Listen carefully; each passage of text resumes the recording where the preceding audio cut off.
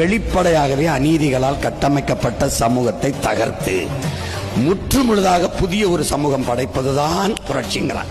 இப்ப நான் என்ன செய்யலாம்?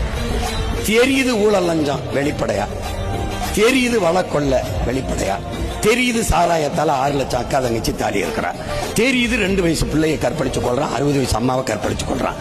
வெளிப்படையாகவே அநீதி உங்களுக்கு தெரியுது. என்ன பண்ணிட முடிஞ்சு? அப்போ தகர்க்கணும்னு நினைக்கிறேன். இதை தகர்த்துட்டு தூய சமூகம்.